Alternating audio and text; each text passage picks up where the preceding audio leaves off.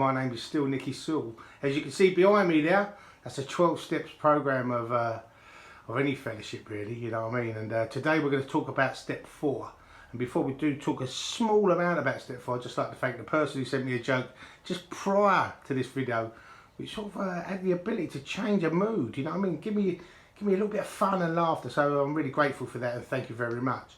Step 4 tells me to take a searching and fearless moral inventory of my conduct, of my thinking, the way I was living, you know, all these things. I thought, wow, because you know what, I thought I was absolutely perfect in every way, and it wasn't my fault, it was everyone else's fault. It was everyone and everything that was against me, so I thought.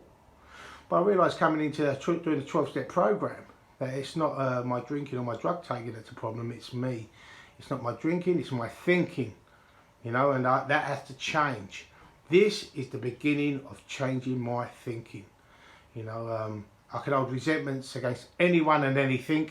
I can hold, I've done harm done to others. I have to question my conduct, my sex conduct. It doesn't mean the actual sex, it could be just relationships. And fears, wow, fears. I feared about everything.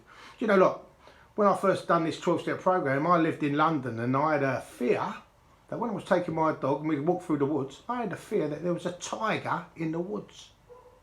Yeah, in London. How crazy is that? You know, but that fear, thankfully, has been removed. And I'm good to say that if you are watching this video from London, don't worry, there's no tigers in the woods. All right. So I had to make. We do the step 4 as it is in the big book of Alcoholics Anonymous. We make columns. So in the resentments, I list all the people and all the places, all the things I have a resentment against, and I see what it affected in my life. Yeah, it's the same with my sex conduct, harm done to others, and fears. You know, what impact did it have on me? You know. So my self-esteem, my pride. Wow, do you know what I mean? Someone done a wrong to me. I thought, God, it really hurt my pride. It like mugged me off almost. You know what I mean? My emotional security. I was emotionally unstable. My pocketbook. You know, I think, oh, they've cost me money. They've cost me money. My ambitions. Well, if I had a resentment against someone, they're deliberately trying to stop me achieving things in life. You know, and that's me thinking. That's not necessarily what they've done. My personal relationships will come amiss. You know what I mean? Eventually, my wife divorced me over it, about my conduct and things like this, and sex relationships. Well, that goes just all relationships. I found it hard to hold down a decent relationship, you know, with a friend.